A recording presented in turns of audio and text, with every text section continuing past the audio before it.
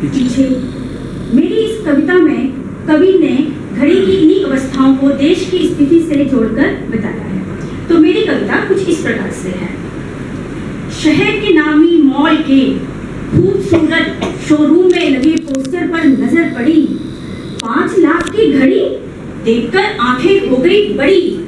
इससे पहले कि हटाते नजर खूबसूरत सी एक सेल्स कन्या ने आकर कहा, may I help you sir. Help? हमने कहा, मैडम यह कैसी लूट है?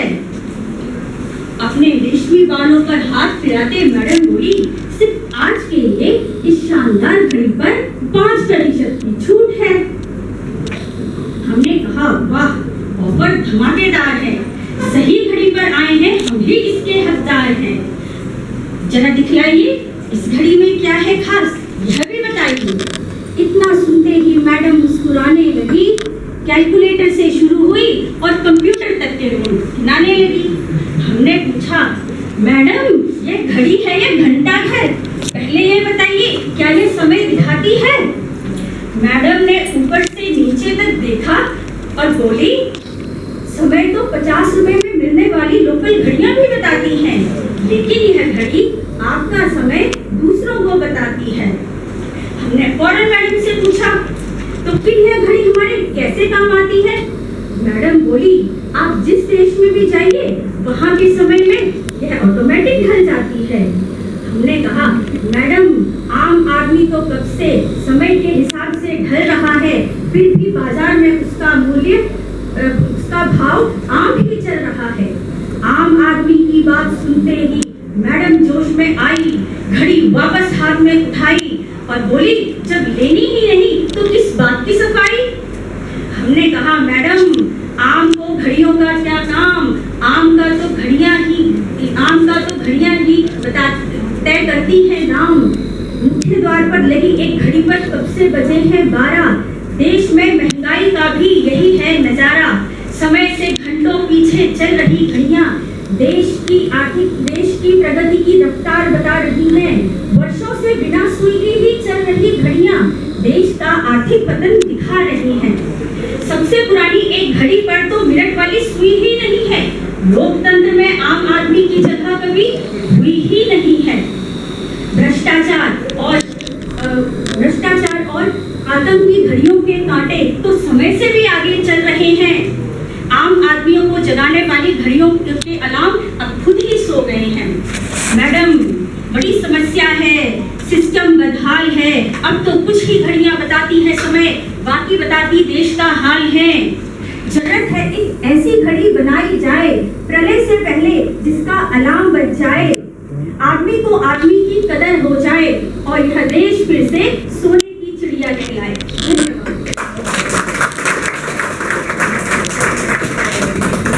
बहुत सुंदर मैम, बहुत ही सुंदर।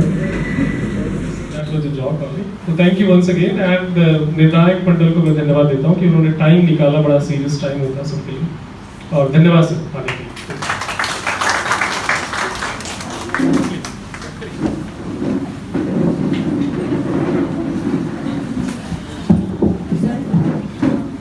धन्यवाद सर।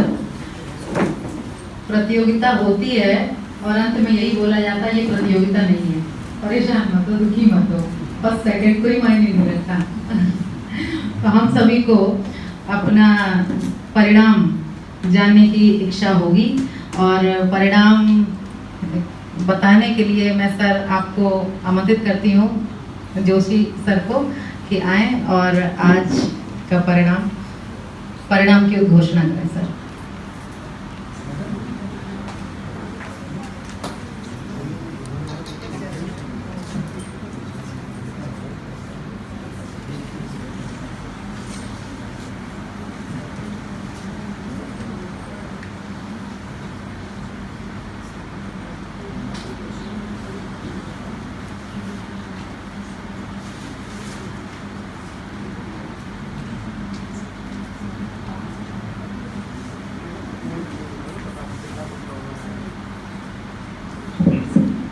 परिणाम घोषित करना कठिन काम, कहीं खुशी कहीं गम, लेकिन जैसा कि आदरणीय प्राचार्य महोदय ने कहा कि ये एक प्रतियोगिता नहीं है, एक आगे आने का अवसर है, कविता से जुड़ने का अवसर है। यदि आप कविता लिखते हैं, कविता पढ़ते हैं, कविता श्रवण करते हैं, निश्चित मानिए माँ शारदे की आप पर अनुपम कृपा है, क्योंकि कविता आपको आपके जीवन के लक्ष्य तक ले जाती है। तो इसी क्रम में यह औपचारिकता है, मैं परिणाम घोषित कर रहा हूँ। तृतीय पुरस्कार जाता है आदरणीय बिंदु मंडूरी जी को। आपको बहुत बहुत बधाई। द्वितीय पुरस्कार जाता है आदरणीय आरती सिंह मैडम को। आपको बहुत बहुत बधाई। प्रथम पुरस्कार के लिए 2 विजेता हैं, श्री अमित दीक्षित जी और सुश्री सौम्या मिश्रा जी। आप लोगों को भी बहुत बहुत हार्दिक बधाई।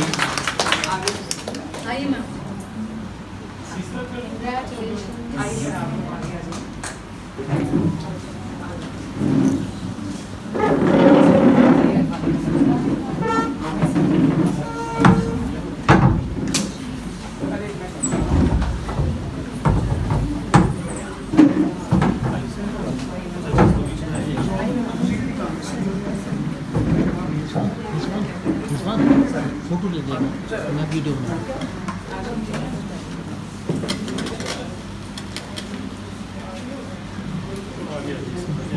फोटो ले लेगा आप हाँ वीडियो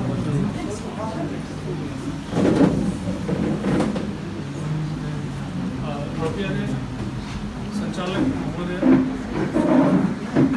जरूरी काम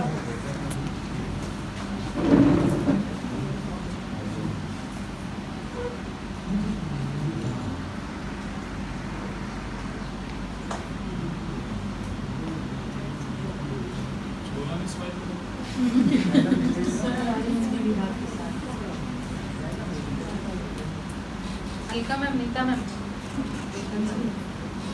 जैसा